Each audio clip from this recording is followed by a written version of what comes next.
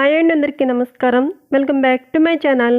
ఈరోజు వీడియోలో పుల్లగా నోటికి చాలా రుచిగా ఉండే మామిడికాయ పచ్చడిని ఏ విధంగా తయారు చేసుకోవాలో ఈ వీడియోలో నేను మీకు చేసి చూపించబోతున్నాను. ఫస్ట్ పుల్లటి మామిడికాయ ఒకటి తీసుకుని శుభ్రంగా కడిగిన తర్వాత పీలర్తో పైన తొక్క చెక్కు తీసుకుని చూపిస్తున్న విధంగా చిన్న సైజులో ముక్కలు కట్ చేసుకుని పెట్టుకోవాలి. అలాగే ఒక మీడియం సైజులో ఉండే కొబ్బరికాయ తీసుకుని దాన్ని కూడా హాఫ్గా కట్ చేసుకుని సన్నగా తురుముకుని పెట్టుకోవాలి.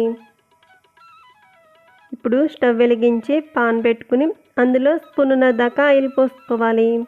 ఆయిల్ హీట్ అయిన తర్వాత 2 స్పూన్ల దాకా మినపగుళ్ళు వేసుకోవాలి. అలాగే పావు టీ స్పూన్ దాకా జీలకర్ర వేసుకోవాలి.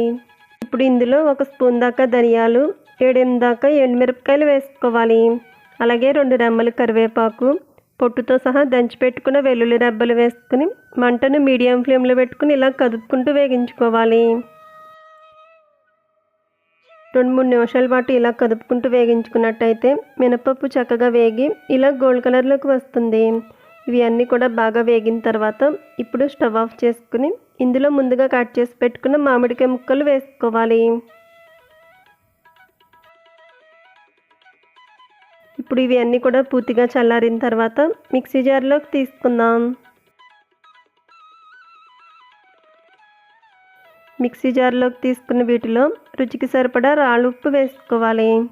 అలాగే కొద్దిగా పసుపు వేసుకుని మిక్సీ జార్ మూత పెట్టి ఫోర్స్గా ఒకసారి గ్రైండ్ చేసుకోవాలి.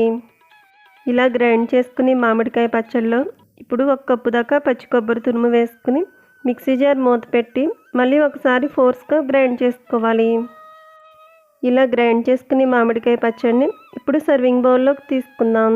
మామిడికాయ కొబ్బరికాయ కాంబినేషన్లో పచ్చడి ఇలా చేసుకున్నట్టయితే అన్నంలోకి అలాగే అన్ని రకాల టిఫిన్స్లోకి పుల్లగా చాలా రుచిగా ఉంటుంది.